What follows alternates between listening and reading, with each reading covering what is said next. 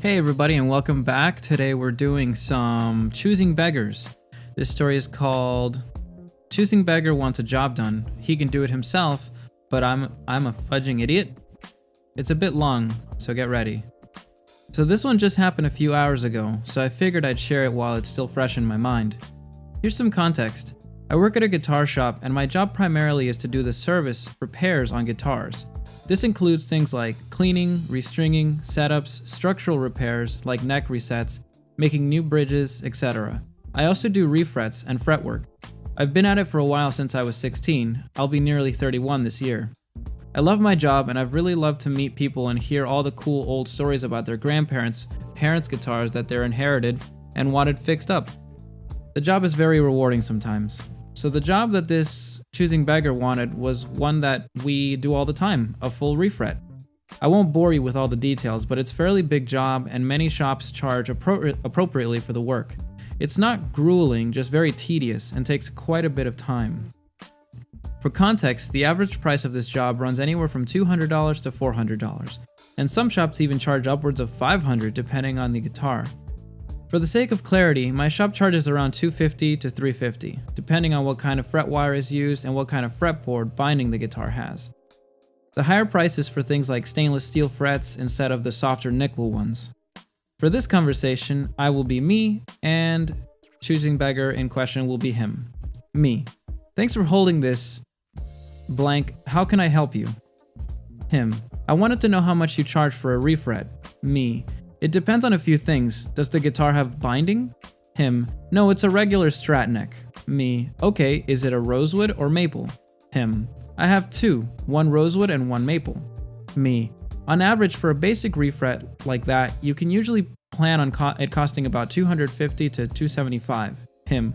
What about stainless steel? Me. That would be a lot more since it's harder to work. On a standard rosewood neck, that'd be $350 or so. Him. Why?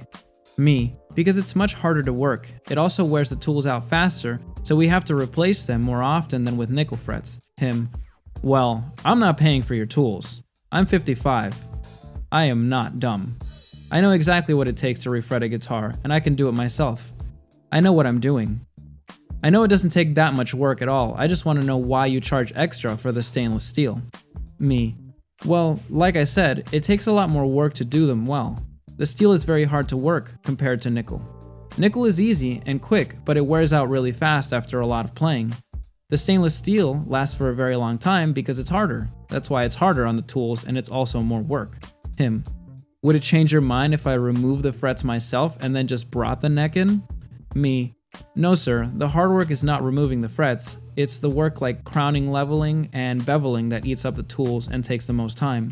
Him. That's just overcharging people. Okay, well, also wanted to know that with the refret, can you do a different radius on the frets versus what's on the fretboard? The fretboard is a 9, but I want a radius of the frets to be a 725. At this point, I'm a little guarded because his tone the entire time has been nothing but condescending. Me. No sir, we don't do that kind of thing. Our experience has been that it results in a neck that has high and low spots in the frets. It makes for pretty uncomfortable playing. Him. Well, that's a really common thing. You know, everyone isn't built the same, right? Me. It's not that we can't, but it's a business decision on our part not to do that kind of work. Him. Why can't you just admit that you don't know what the F you're doing? Me.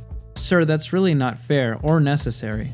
Him. It is fair because you're overcharging people and blah, blah, blah, blah, blah. At that point, he just started incoherently rambling about something. I simply hung up the phone and talked to my managers about it. Quite the angry person. It was weird thinking back through it, so if he can handle the job himself and he knows what he's doing, why not do it yourself? Also, did he think that insulting me and boasting about how smart he is would lower the price? I don't get it. At all. So yeah, fun conversation. Luckily we have caller ID at the shop, so we'll know if he tries to call again. Okay, so that was kind of silly. I mean, if he could have done the job himself, then he should have just done it from the beginning. This next story in Choosing Beggars is called Choosing Beggar Neighbor Decided Our House Was Her Personal Grocery Store. It's a little long too, so let's get through this. First story here, so I apologize in advance if it's too wordy. Backstory. When I was about 13, my family and I lived in a small neighborhood where everyone did their best to look out for everyone else. All of the parents took turns watching each other's kids, helping out with big projects, etc. If a set of parents was having a tough time financially, everyone else would chip in to make sure the kids were fed and the family got through the rough patch. Truly, it was a great place to grow up. Now, my mom was known for her coupon clipping track down the very best deal at the grocery store game plan to keep our family of four in groceries and still be able to help out whenever one of the aforementioned rough patches hit a family in the neighborhood. She worked 12 hours overnight shifts and would do a big shop once every few weeks whenever the best deals were on. The first time this happened, it wasn't a big deal. My mom had just returned from the store after having overnight shift, and I helped her put all of the groceries away. She gave me instructions for how to make dinner that night, and it turned in for the day. A few hours go by, and Choosing Beggar, who lived directly across the street, calls. Choosing Beggar. Hi, can I talk to your mom, sweetie? Me. No, sorry, Choosing Beggar, but she's sleeping. Choosing Beggar. It's kind of an emergency. I really have to talk to her, like, right now. I could hear her youngest child screaming in the background, so I thought, maybe this is legit. Little kid might have hurt himself and she needs a ride to the ER or something. So I asked her to hold on while I woke up my mom and took the phone to her. A few minutes later, my mom tells me that Choosing Beggar is going to be coming over to get the hamburger that was kept in the freezer for our neighborhood needs help with food occurrences. Because Choosing Beggar had said she didn't have anything in the house to base a meal around and had told my mom it was a tough time. My mom asked me to get ready for Choosing Beggar, and I obliged while mom went back to bed. Choosing Beggar comes over, promptly squeezes right past at the front door, holding the hamburger package, and goes straight to our freezer. Choosing Beggar. Oh, I see your mom did well at the store this week. I'm just gonna take this chicken instead. My kids like it better than hamburger. Me. Choosing Beggar. My mom told me you were only supposed to have these. Waves package in front of her face. So here you go. Choosing Beggar. Oh, no, honey. We really need this chicken instead. Tell your mom I said thanks. And she promptly walks out of the house. My mom was slightly annoyed, but she kind of rolled her eyes and said she would deal with it later. A few weeks later, same thing happens. Mom comes home from the store, we put everything away, and goes to bed. A few hours later, here comes the phone call. Choosing Beggar. Hi, sweetie. I really need to talk to your mom. It's an emergency. Me. Choosing Beggar. She's sleeping and had a really tough night. Can this wait? Choosing Beggar. No. Go wake her up. Right now. I said it's an emergency. Again, I go and wake up my poor sleep-deprived mom. A few minutes later, she tells me the same thing. Choosing Beggar is coming over later because she needs help with food, and this time to please make sure she doesn't get to the freezer.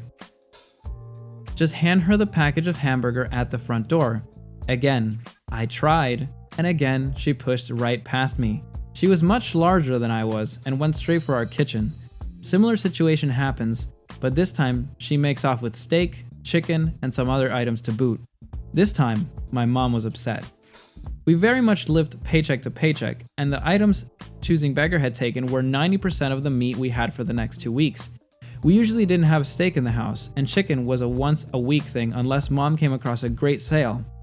Mom calls Choosing Beggar and asks her to bring our food back, to which Choosing Beggar replies she's already cooking everything and it's too late. A few weeks later, same situation plays out. My mom knew that Choosing Beggar would try the same thing the moment she saw us taking groceries into the house, so after we put them away, she told me to tell Choosing Beggar that unless it was a "your kid is bleeding from his eyeball" situation, it would have to wait. Then she said if Choosing Beggar really insisted, it was okay to wake her up, because she had a plan. A few extra hours go by, and I was starting to think maybe it wasn't going to happen, when the phone rang. Choosing Beggar. I need to talk to your mom. Me. No, sorry, she's asleep. Choosing Beggar. Now, honey. I know she's sleeping, but this is important. It's an emergency. Me, with 13-year-old attitude. No. She told me to tell you no. It's never an emergency when you call. Choosing Beggar. Incoherent screeching. It's an emergency. Wake her up now. Me. Gives spiel about bleeding from eyeballs is a real emergency, and unless that is happening, I'm not waking her up. Choosing beggar. Now. Me. Hold, please. Again, a few minutes later, Mom tells me Choosing Beggar is coming over for our help, a neighbor out in an emergency hamburger. But this time, I'm to hide everything else. Cue a movie-esque running back and forth montage of 13-year-old me grabbing everything I can and hiding it in the washer and dryer in the next room. Again, I meet Choosing Beggar at the front door with the package. Again, she brushes right past me and heads for our freezer. Choosing Beggar, while sticking her head in our freezer. Now what do we have? It's empty! Yep. Here's the hamburger Mom said you could have. You really wiped us out last time. Choosing Beggar. But I watched you bring in a bunch of groceries. Why is this empty? And she starts looking through every single cupboard, all of which are also empty. Me. Well, insert more 13-year-old attitude here. This is what Mom said you could have. So, are you going to take it? Choosing Beggar. Go wake up your mother. Right now. Me. No. Here's the hamburger. If you don't want it, you need to leave. Choosing Beggar. I'm not leaving. I saw you bring in a bunch of bags. My family needs that food. Now tell me where it is. Me. Choosing Beggar. Our freezer is obviously empty. You need to leave. Choosing Beggar. Continuing to look into every cupboard, on top of the fridge, everywhere she can think of. But there must be more. We need it. Me. If you really do, I have this hamburger right here. Choosing Beggar. Glares. Me. So, please, leave. Choosing Beggar. Screeches like a pterodactyl and stomps out of her house. From that point on, anytime Choosing Beggar called, I was to tell her no and hang up. My mom's willingness to help out a family in need didn't extend to essentially being robbed every week, and she made sure the other neighbors knew what Choosing Beggar had been up to, so they wouldn't have to deal with similar circumstances. Honestly, my mom would have been willing to keep helping her out, but enough was enough. Well, that was pretty crazy. Like, I don't know how people can be so ridiculous, really, to just take everybody's food. Imagine if, they live paycheck to paycheck. That's kind of nuts. Okay, guys, this next one's called, I'm renovating my kitchen. Give me free food.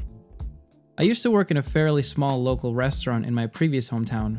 It was pretty okay, fairly hectic during the lunch and dinner rushes, but other than that, it was easy part-time work, while studying full-time. The restaurant was placed just across the river from the city business district, and a bit unfortunately because of that, placed in the more rough area of the town. Still, no big deal most of the time. We got some junkies coming in from now and then, but most of them were really chill, except this one guy. So I was fairly new at the job at this time, when I got to encounter this particular dude for the first time. Let's call him Devin. I was used to working late nights due to my uni studies and was pretty okay with it. Most nights during the week, we had our regulars coming in, chill mom with her extremely well-behaved daughter, which was always a bliss to serve, local politician who never really said anything but was nice in his own way, good guy McWeed, who always came in 1 hour before closing, wearing his jammies, ordering everything. Then we got Devin. He must have lived fairly close, since apparently he comes in fairly often, a few nights a month. This was the first time I saw him though. He looked kind of scruffy, but I just thought he might be working in some sort of building trade, in which you'd probably wear rugged clothes for wear and tear. Devin walks up to the counter, where I'm standing while doing some pre-closing chores. I greet him with a smile. Devin barely looks up to greet me back. Okay, maybe he's tired, I thought. Devin. Yeah, could I get some of that and some of that? While pointing at some of the dishes in the hot bar. Me. Sure, no worries, I say while I pack his food in some containers. Me. Would that be all for tonight? Devin. Yeah. While walking up to the till. Me. So that comes to a total of, insert price, can't remember, probably around $9 or something. Devin. Yeah, so could I get this for free? I'm having a bit of a confused moment for a second. Me. Pardon? Devin. Yeah, I was wondering if I could have it for free. I can't really cook food at home at the moment. Me, well, no, I'm sorry about that, but I cannot give away food for free. Devin, looking annoyed now. Yeah, look, I'm renovating my kitchen, so I can't cook at home. Me, well, I'm sorry to hear that, but I cannot simply give away free food because you're renovating a home. You'll need to pay. Devin, oh, come on, seriously? Couldn't you just let me pay half or something? I'm starting to get a bit irritated now, as I'm not used to people begging for food, unless they're actually homeless and haven't had anything to eat. We had a regular like that coming in from time to time, who I gladly gave him a free meal from my own pay. But here we had a dude asking for charity while someone else was renovating his kitchen. He was obviously able to pay for it. Me, the answer is still no. I don't have my manager here, otherwise I'd let you speak to her, but the total is $9 and I have to ask you to pay. Devin is clearly offended by me, forcing him to pay for my services and food that the restaurant is surviving on by selling to people. Devin, okay, fine. And he literally throws two $5 bills at the desk and storms off with his food and without his change. You'd think this was the last time he'd come and beg for food, right? Wrong. He continued with his begging in different ways. Lost my wallet, I'm really hungry, can I pay later, and so forth. I asked my colleague about him, and apparently he's been renovating his kitchen a few times before. Well now, how long does it take to renovate a kitchen really? Tell me what you guys think in the comments below. I'm a new channel, so thank you all for listening. Please consider subscribing for more Reddit content, and I'll see you in the next video.